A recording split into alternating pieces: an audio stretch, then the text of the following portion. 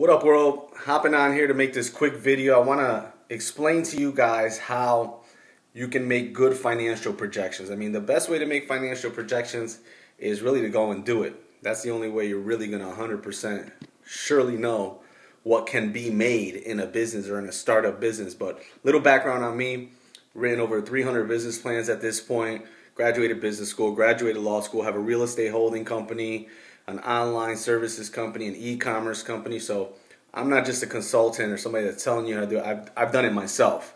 So as far as projecting, I want to get this point across to some of my viewers.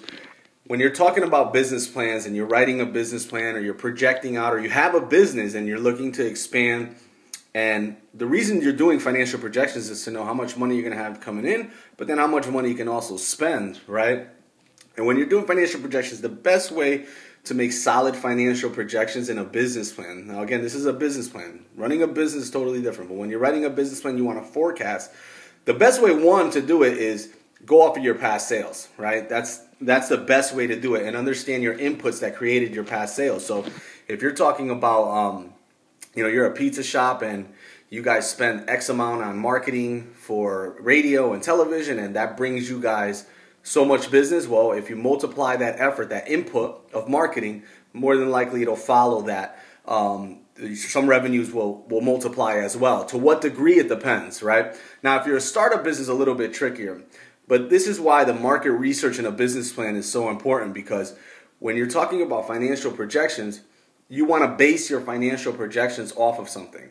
What does that mean? That means, let's say you're in a town like Daytona Beach. And in Daytona Beach, there's this many people in the population in Daytona Beach. You got good statistics that say there's this many people in that population. Now what you can do is you can factor in that you're going to tackle a certain amount of that population. You can say, well, out of that population, 70% of them are on Facebook, and I'm only going to target the ones between the ages of 25 and 35, and that leaves me down to this number. And out of that number, we think we can capture 20%, 10%, 50%, 100%, whatever it is.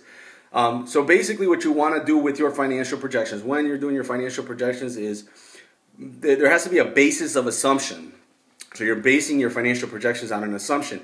That assumption has to be valid, has to be validated somewhere. So that market research, that's why usually market research has a cliff note, right, or a source, because you don't want to base your projections out of thin air, right? You don't want to pull them out of your butt. What you want to do is grab your projections from somewhere where there's a credible source. So in your market research, do your market research. Know the population. Know how many people are in the industry.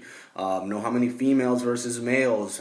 It depends on what industry you're on, but you want as much market research. You want to know how many competitors are in your industry. And all of this will just lead to better projected financials. But remember, you're not going to know until you actually do it. So get out there and go do it, and then you'll for sure know the numbers. There won't be any guessing in your projections. But I hope that helped. If you're going to do financial projections, get good market research and base your projections off of that. Those are your assumptions that you're going to move forward for. Hope you guys are rocking. My name is Nicholas Coriano. If you guys need a business plan, just visit my website. I'll put the link below. And keep rocking. Stay motivated. Keep pushing forward. Keep learning. The more you learn, the easier it'll get to start or expand your business. Talk soon, guys.